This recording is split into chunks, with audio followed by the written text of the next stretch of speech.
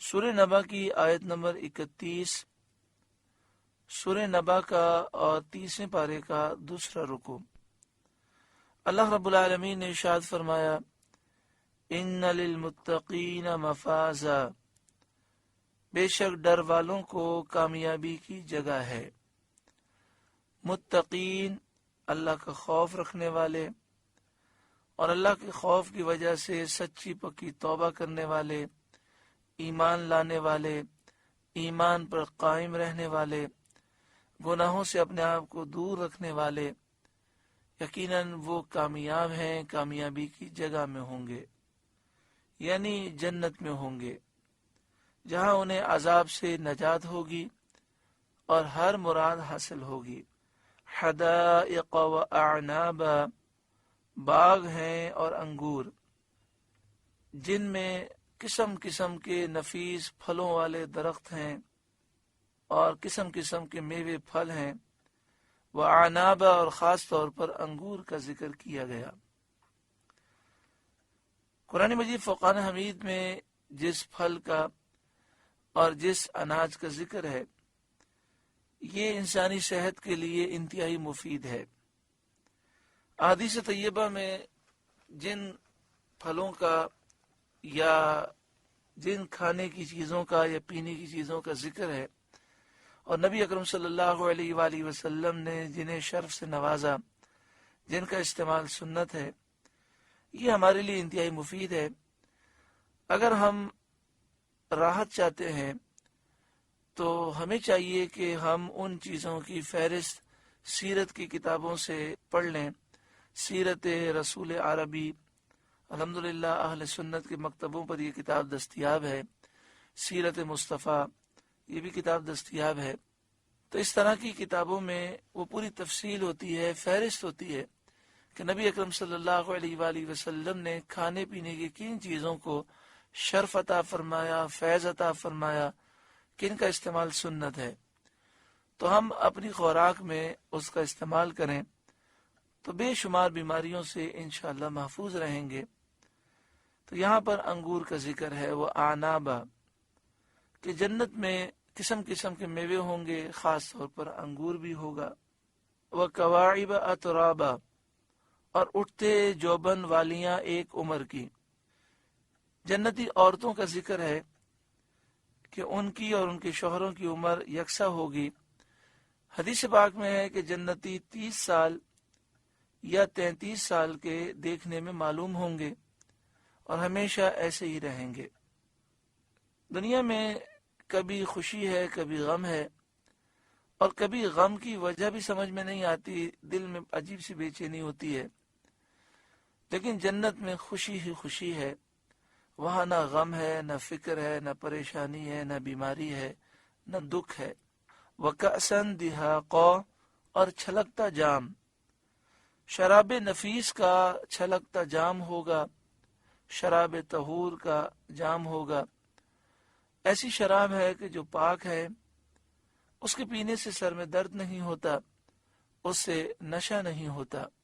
لا يسمعون فيها لغوا ولا كذابا، جس میں نہ کوئی بیہودہ بات سنیں گے اور نہ جھٹلانا سنیں گے۔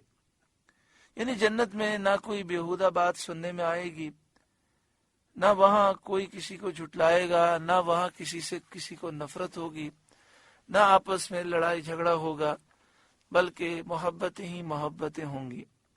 جزاء من ربک عطاء حسابا، صلہ تمہارے رب کی طرف سے نہایت کافی عطا۔ یہ تمہارے اعمال کا صلہ ہے جو تمہارے رب نے تمہیں عطا کیا، اللہ تمہیں بے حساب عطا کرے گا۔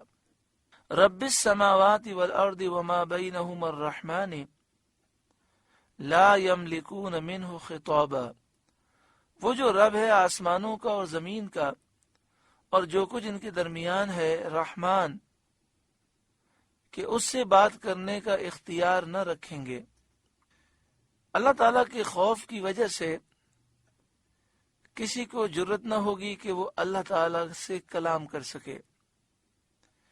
یوم یقوم الروح والملائکۃ صفا، جس دن جبریل کھڑے ہوں گے اور سب فرشتے صف باندھے کھڑے ہوں گے. لا یتکلمون، کوئی نہ بول سکے گا، کوئی کلام نہ کر سکے گا اللہ کے روب اور جلال کی وجہ سے. الا من اذن له الرحمن، مگر جسے رحمان نے اذن دیا.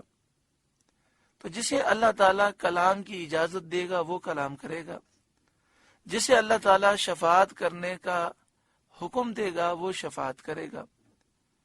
سب سے پہلے شفاعت کبریٰ کا دروازہ نبی اکرم صلی اللہ علیہ وآلہ وسلم کھولیں گے اللہ کے اذن سے. وقال صوابا، اور اس نے ٹھیک بات کہی. شفاعت کرنے کا اختیار اسے دیا جائے گا جس نے دنیا میں بات ٹھیک کہی اور اس کا عمل بھی اس کے مطابق ٹھیک تھا. بعض مفسرین نے فرمایا کہ ٹھیک بات سے کلمہ طیبہ لا الہ الا اللہ مراد ہے. جس کا خاتمہ ایمان پر ہوگا اس کے حق میں شفاعت کی جائے گی، اللہ کے نیک بندے اس کے لیے شفاعت کریں گے. ذالک الیوم الحق، وہ سچا دن ہے. فمن شاء اتخذ الی ربہ مآبا، اب جو چاہے اپنے رب کی طرف راہ بنا لے، یعنی اچھے اعمال کر کے رب کا قرب حاصل کر لے تاکہ عذاب سے محفوظ رہے. انا انذرناکم عذابا قریبا، ہم تمہیں ایک عذاب سے ڈراتے ہیں کہ نزدیک آ گیا. یعنی اے کافروں، ہم تمہیں ایک ایسے عذاب سے ڈراتے ہیں جو قریب آ گیا ہے. اس عذاب سے مراد عذاب آخرت ہے. یوم ینظر المرء ما قدمت یداہ، جس دن آدمی دیکھے گا جو کچھ اس کے ہاتھوں نے آگے بھیجا. یعنی ہر نیکی بدی اس کے نامہ اعمال میں درج ہوگی جس کو وہ قیامت کے دن دیکھے گا. وَيَقُولُ الْكَافِرُ، اور کافر کہے گا یا لیتنی کنت ترابا، ہائے میں کسی طرح خاک ہو جاتا، مٹی ہو جاتا تاکہ عذاب سے محفوظ رہتا.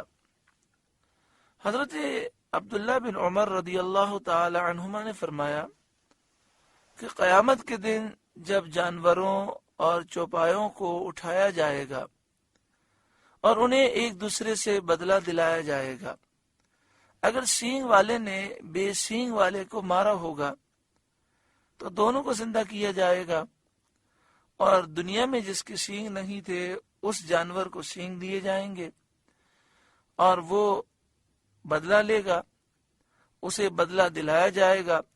اس کے بعد وہ سب ہلاک ہو جائیں گے، وہ سب خاک کر دیے جائیں گے، مٹی ہو جائیں گے.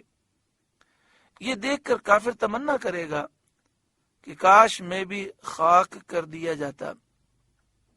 بعض مفسرین نے اس کے یہ معنی بیان کیے ہیں کہ مومنین پر اللہ تعالی کے انعام، اکرام اور فضل کو دیکھ کر کافر تمنا کرے گا کہ کاش وہ دنیا میں خاک ہوتا، یعنی متواضع ہوتا، متکبر اور سرکش نہ ہوتا. کاش میں دنیا میں تکبر نہ کرتا، غرور نہ کرتا، عجب نہ کرتا.